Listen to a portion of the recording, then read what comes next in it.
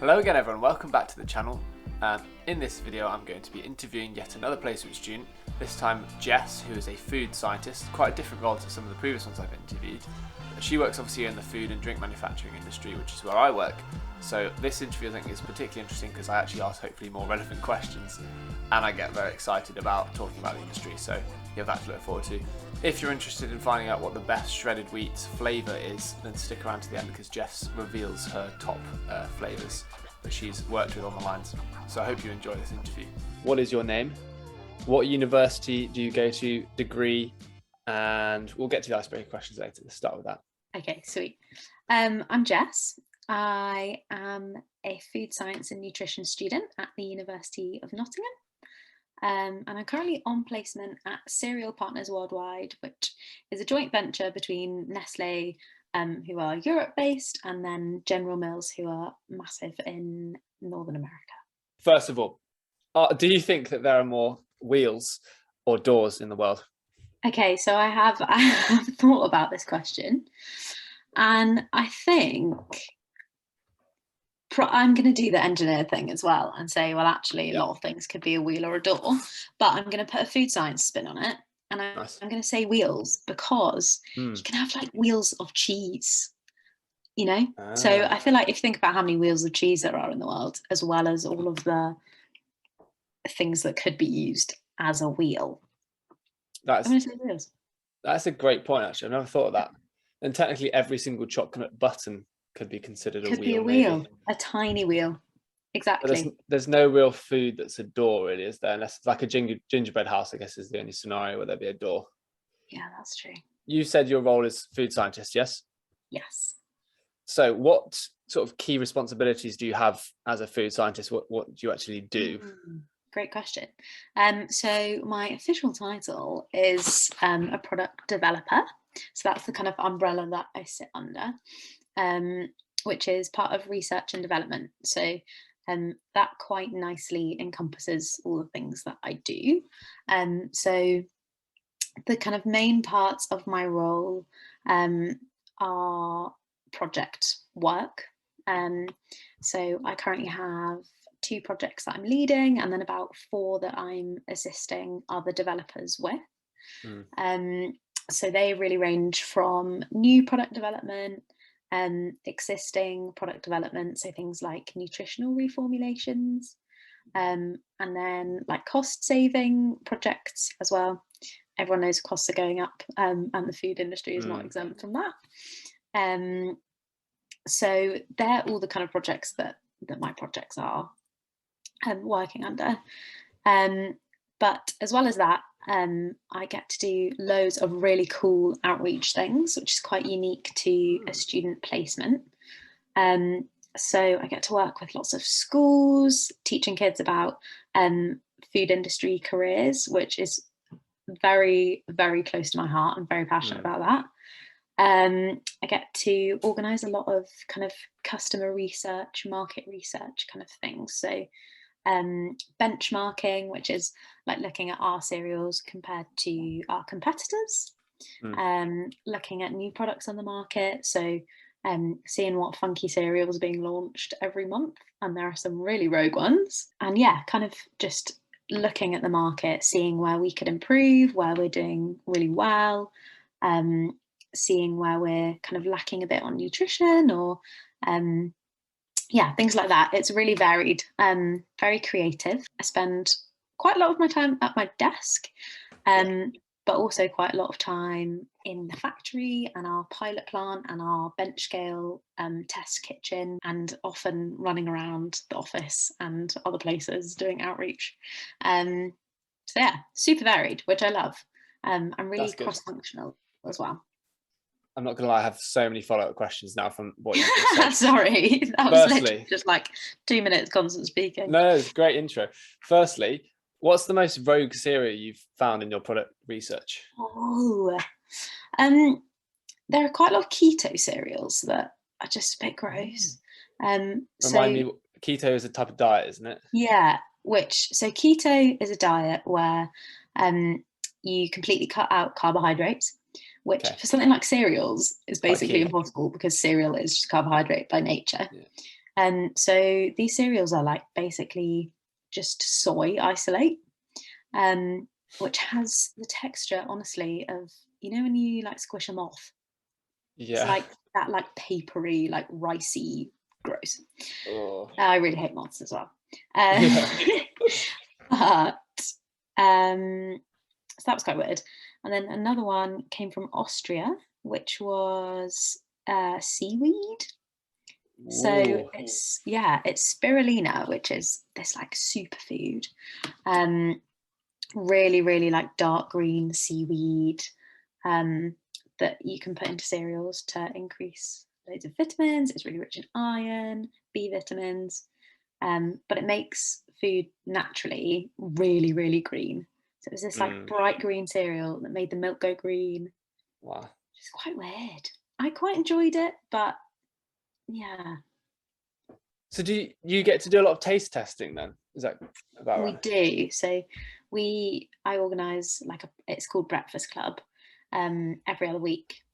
And James is like, Incredible. this is the best thing ever. Yeah. And we basically just get new cereals and either compare them to ours or taste them alone if we don't have a comparison for them. So we've had some pretty cool cereals. We had a cinnamon bun shaped one the other day, which was so tasty. Wow. Yeah, some really good ones. We've had some really gross ones as well, but Yeah. generally they're pretty tasty. I'm not gonna lie, that sounds like so much fun. Like, so if you want free cereal, then your role sounds perfect. Yeah, pretty much. If you love cereal, come to CPW. If you love any of the Nestle cereals, particularly Shreddies, warm Shreddies straight off the line is really, really good. So another follow-up question from that first sort of bit was, you're quite passionate about sort of sharing with younger people, maybe careers in the food industry. Now, I'm part of the food industry. I think it's incredible. Why do you recommend to young people, or anyone really, why they should work in the food industry? Oh, what a good question. And it's just the thing that I always say to students is, like, whatever career you want to do. Okay, so take this. You are an engineer. I'm a product developer. Like, we do completely different degrees, but we've both ended up in the food industry. Now, arguably, my degree naturally leads into the food industry, and yours could naturally lead into so many different industries. But it's just a great industry to work in because there's such diversity of roles. Like, there is something genuinely for everyone, for all of your STEM careers, into marketing, like English grads, sales, commercial, advertising, packaging design, like bringing in art, so many things. And it's such a fast moving industry. Like, there's a reason it's called fast moving consumer goods. It changes every single day and you have different problems to work through. And at the end of the day, like, you're working with food. Food is needed by everyone, and it's loved by everyone. And so from a purely like materialistic point of view, you're always going to have a job because everyone needs food. But yeah, from a kind of fulfillment side, like, it is such a good industry to work for because it's just so interesting and so fast moving, and you have something different every day. I completely agree. I think it's just, yeah, exactly. I think it's just, yeah, you're right. It's really fast moving in that there's always going to be new projects, new products that are going to be interesting, and we always need it, even during difficult times like COVID, like we've had. So I think that's very true. Another follow-up question, just to keep things moving. So you've mentioned a lot of the cool things that you do. So what would you say are like maybe the 2 or 3 core skills that you use, most on a day-to-day basis within your role? I think one of our like buzzwords in the company is pivoting. And I know it sounds really stupid and always makes me think of playing netball at school. But it's such a valuable skill to be able to adapt. So I guess adaptability is probably a more normal word. But yeah, to be able to adapt in stressful situations, or, you know, if something completely out of your control changes, if a better idea comes up, to like have that flexible mindset and to be able to say, actually, okay, here are my options. I'm going to go with this route rather than the thing that I'd already planned. And here are the skills that I can employ to make the best of this new route. So probably adaptability. Yeah. Definitely a lot of communication skills. So talking with a lot of people from different countries as well, different cultures, like different mannerisms.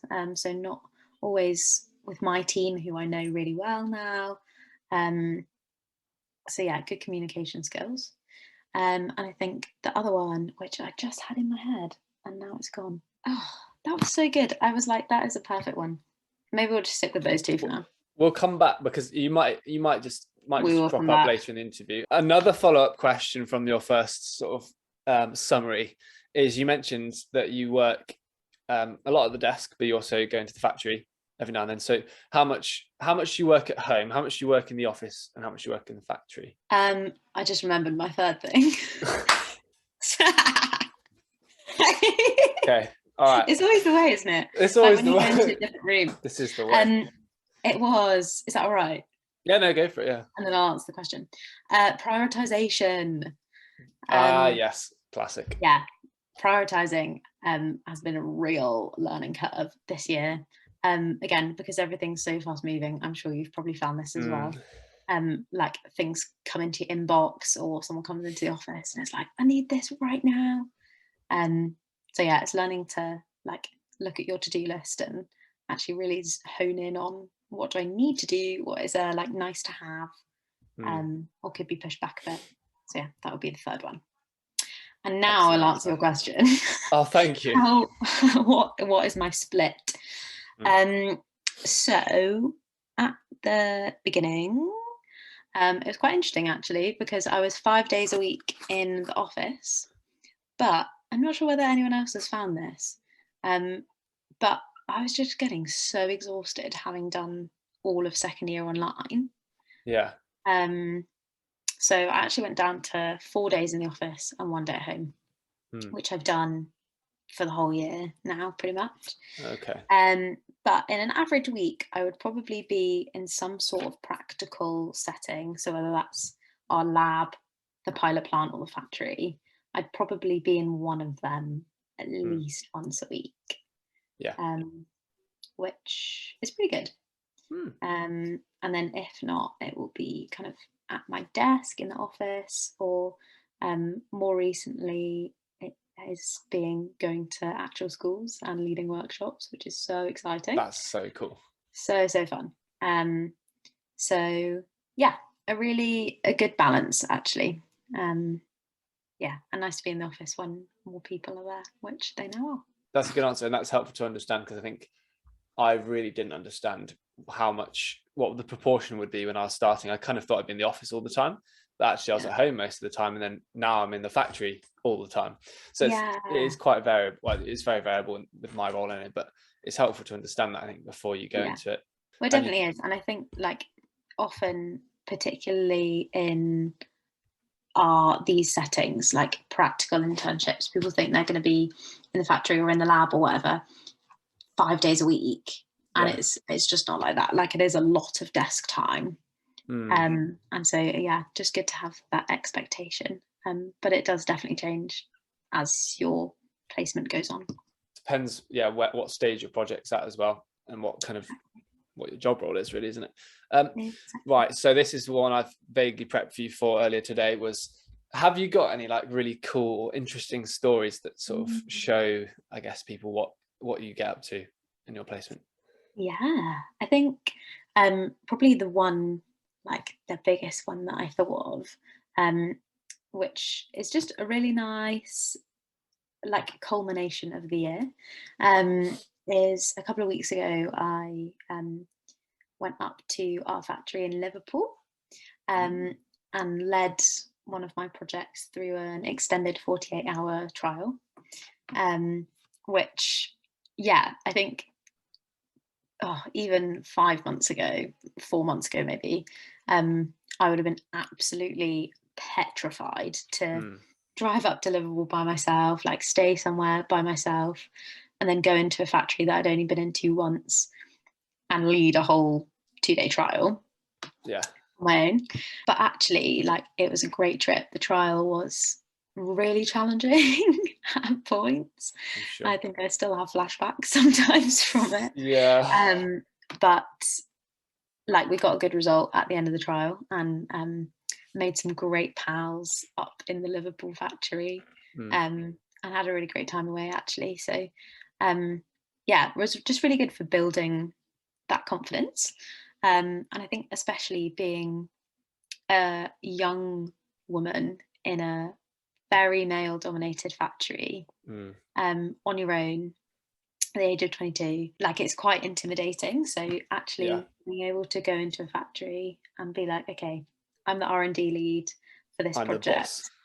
Yeah, like, I'm kind of making these big decisions. It's scary, but once you get over the scary, it's super empowering. And so Mm. then to be able to come out of it and be like, oh my gosh, I've just led this whole trial and it was kind of all right. Pretty cool. And I think actually, like, I've really loved that factory side and the kind of getting to know the engineering of the factories and how all the machines work, because you go into a factory and you're faced with things on a scale you have literally never seen before. Like, there are toasters as big as this room, and Yeah. that regularly set on fire and things like this, and like ovens the length of 2 football pitches, and Wow. like massive pieces of machinery, and you just have no idea how they work.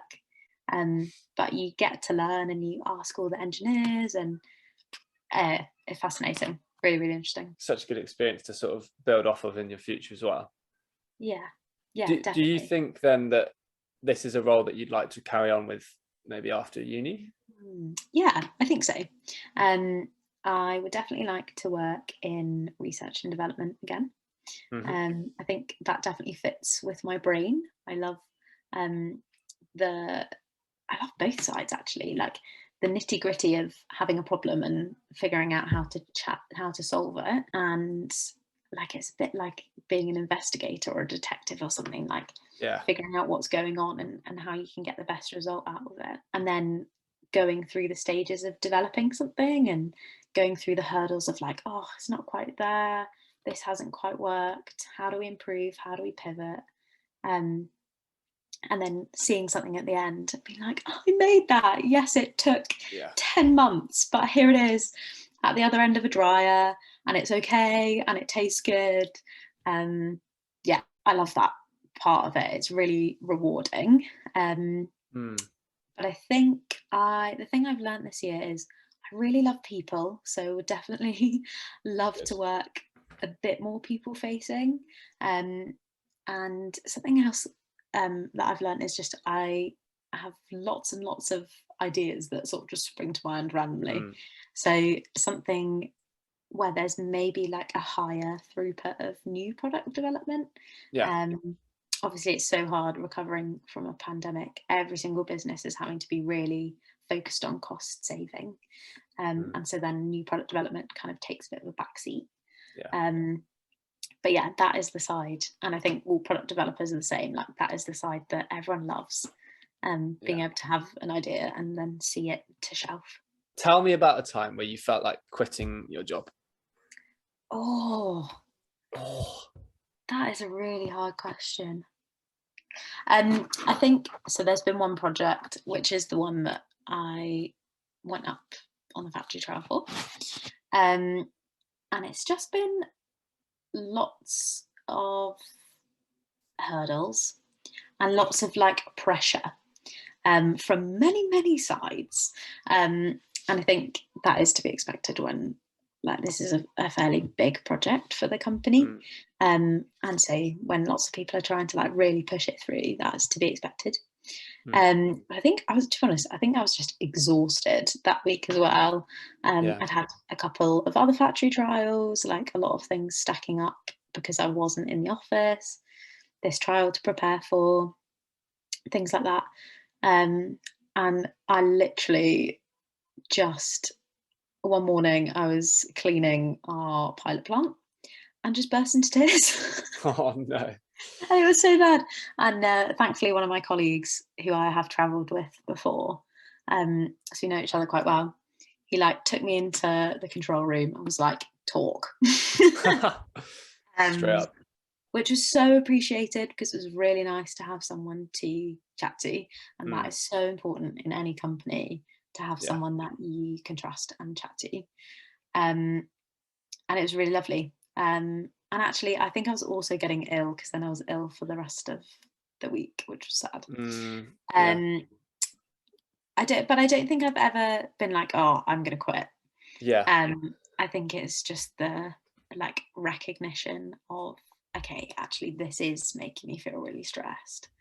I don't know about you, but I think there's a bit of a tendency to be like, oh yeah, well, I'm only the placement student. Like, I'm only here for a year. Like, my job isn't as valid as everyone else's. Like, I don't do as much, so I can't feel stressed. Like, this is meant to be a fun year, blah, blah, blah. But actually, like, you are doing a full-time job and you have just as much responsibility in most cases as the rest of your colleagues. And if not more, actually, because you've never done it before. And you haven't had that experience of working a full-time job and having all of those work-related stresses. So yeah, that was like oh wow, actually maybe I need to take some things out of my agenda, or get some help with this. And then my boss did actually come sit next to me and was like, well, do you actually need to do this? Like, is this necessary? Could I pick this up for you? Which was so appreciated. And like instantly, it was like the stress bubble just burst, which was lovely. No, that's the sign of a good company, that they're willing to listen to you. Because I had a similar moment where I kind of broke down, actually on the client, which is not. Oh, James. But thankfully, it was a client project manager who we worked with literally for months and months, and he got to know me really well. And he also did a similar thing of like, right, I'm taking you outside into fresh air. What's going on? What, like, we shouldn't be doing this much stress to you. Like, we've been overloading you. How can we reduce it? And then I was like, oh, thank you. Other people actually are listening to me. And because I have a tendency at times, yes, the feeling of, I'm just a placement student, but also I have the tendency of saying, this whole project is on my shoulders. I must carry it through blood, sweat and tears to the end.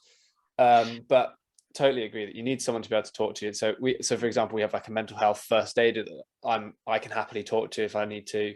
Got my supervisor. I've got, even like, I find sometimes the most helpful people to talk to are the other placement students or the other students that are the same age as you, because they're going through the exact same issues.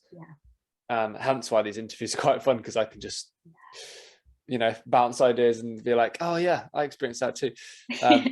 But talking to the people that are the same age as me, I find really helpful, because they're like, oh, I find that hard as well. That character is a bit difficult. This is how I deal with them. I find that, I think that's quite helpful. It's so helpful. And like literally everything is new, especially if you've moved to a new place. Like, it's just overload sometimes. And you have to come to get to grips with so many different experiences all at once, really. So yeah, no wonder it's overwhelming. Yes. So what's the sort of top tip you give for sort of dealing with stress or overwhelm on placement? So my mentor is fab, and she was actually a placement student 6 years ago, I think 6 or 7 years ago. And I'm such a verbal processor, so I will just absolutely like on her. And she's like, Jess, this is just cereal. Like, it's not the end of the world. No, like, nothing bad is going to happen if you don't get this recipe written today, or like, get these samples sent off by tomorrow or whatever. And like, sometimes things just are out of your control, and you have to just sit in that. And so I think, top tip, can I have two? One top tip is like, get comfortable with just waiting on people. Like, not everything is in your control the whole time, and that is totally okay. Like, that's part of teamwork, isn't it? So just get comfortable with like waiting on things as long as you know you've done as much as you can, and that's different for everyone. The second one is like know how you rest. Know how you rest and de-stress. So for me this year, that's been getting out for a run or going kayaking or cooking myself something that I know is going to really nourish my body and like make me feel happy, watching a movie, like getting an early night, going and sitting in the sunshine for 10 minutes, just so that when you get home from work you can actually just properly de-stress, like put everything down. And just talking to people about it as well. Great advice. I'm actually going to release a video probably this week about how to deal with stress, because I've had to experience a lot of stress. I've sort of been forced to figure out ways of dealing with it. So I was like, I should share it. But excellent advice. I'll take that into account as well. I want to sort of come a bit more to a close, but there's still many more things I want to know from you. So like I was talking about earlier before we started recording, can you sort of take us through like a typical day in the life of your placement role, just so people understand what your like day-to-day 9 to 5 looks like? When do you start, when you finish? Of course. So I am very, very, very lucky to live 15 minutes away from work, but still like to get up, especially in the summer where it's light at like 5 a.m. Get up like fairly ahead of when I would need to. So I get up at 7. I started placement getting up at 6:30, like a really keen bean, and then gradually it's gone backwards to 7. Get up at 7. I get dressed and ready for the day, grab some breakfast and read my Bible for about half an hour. So just like really nice chill way to start the day. And then I grab all my stuff together, have a nice little walk to work, and get to work about 8:30. And then I try to keep my first half hour of my day free so that I can just read through emails, like look at my to-do list, see what I've got to do in the day, have a catch up with my colleagues, especially on a Monday, hear about their weekend, stuff like that. And then generally I fit things around when my meetings are. So we have a number of regular weekly meetings. So I've kind of come to learn when they are in the week. And then next on the list of priorities would be any project work that is waiting. So actions from the previous week that I need to get on before the other meetings in that week. If I need to plan any trials, write any recipes, things like that, basically just like block out my calendar for the day, and then have an hour for lunch, which is pretty dreamy. Really good actually. Really nice time to again catch up with colleagues, just have some space in the middle of the day. And then afternoons pretty much the same as the morning, like it's very varied, bouncing between meetings or lab work or sample sorting, lots of different things, planning for things. And then I finish the day kind of between 5 and 5:30. And then walk home, which is again a really nice time, just speaking about stress, to de-stress and kind of clear your head of the day. And then when I get home I will have a little snack, do a workout or play my guitar for a bit, something that is going to de-stress me, something without screens, definitely for the first hour at least when I get back. Nice. And then cook some dinner or grab something out of the freezer, and then just chill, maybe pop something on the telly or read a book or call a friend or something, or do an interview about your placement, which is actually really nice because I feel like I'm going to get asked a lot of these questions in the next 3 weeks. So it's quite good. That's very useful. I think again, this is one of the things I really wish I knew at the start of, like, but when I was applying, like having a resource to say, oh, this is what my day will look like, because I feel like a lot of people build up a lot of anxiety being like, oh, I haven't a clue what I'm going to be doing. Don't get me wrong, there's going to be things you're like, you don't know what you're going to be doing, but I think it's nice to have that sort of framework set out a little bit, don't you think? Yeah, it is really nice. And like, just thinking about what I just said, that day probably sounds really boring, but it's honestly just so varied that it's like, okay, get in at 8:30. I'm going to have lunch somewhere between 12 and 2. I'm going to finish somewhere like before 6. Yeah. So, then the rest of the day is kind of see where it takes you. I quite like that. Absolutely. No, that's a really helpful resource, I think. And whenever I've asked this from other people, and if I was asked it, it's so varied that I could give about 100 different examples of what a day could look like. Yeah. So I think if you like variety, a lot of placement roles, pretty much everyone I've interviewed has got a quite varied day. Yeah. Which is great. Yeah, no, definitely. Final question, because I've been asked this to everyone, is how much, and this is probably unique for you because most of the guys I interviewed are engineers, how much of your degree have you used in your placement role, percentage wise? Ooh. Oh gosh, okay, percentage wise, probably 15 to 20%. Actually, let's up that, maybe like 20 to 30. Okay. I think there's probably a lot of like background stuff. I think there have definitely been some things that I've really, really deep dived into. So with cereals, obviously you have to know all about all of the components in cereals. So all of your like starches, sugars, protein often. Within our industry, like we do a lot of sensory testing, which we've learned at uni. All of the kind of standard analytical lab tests we use and we have learnt about at uni, and we use them in the food industry. A lot of the equipment actually we learn about at uni, so it's really cool to see like real heat exchangers, which are way smaller than I imagined they would be. And yeah, so a lot of that, but then also like for one of my projects I've used a lot of sugar chemistry, which is fascinating. So a lot of kind of, I'm not going to call it basic level, but a lot of like background degree stuff, and then some really like specific things that we just touch on in our degree. No, that's interesting. It's been quite the first two guys said exactly the same 5%. Then James last week said like 60%. Wow. And then now you've said about 30%. So that's quite helpful. And obviously you do a very different degree to all these engineers I've been interviewing, but helpful to understand. Obviously I could continue interviewing you for hours and hours, but I think we'll bring it to a close there. But I'm very thankful for you to come on. It's been a very fun conversation. I've really enjoyed it. Oh, thanks, James. Thanks for having me. I've enjoyed it as well. It's been really nice.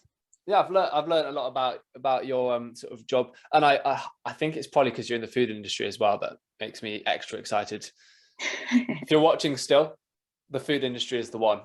It so is. Yeah. Oh yeah. Especially ambient, because a lot of the things in ambient are just really great. Like you've got all of the cakes, biscuits, cereal, chocolate, sweets, like all these great things. Incredible. Yeah.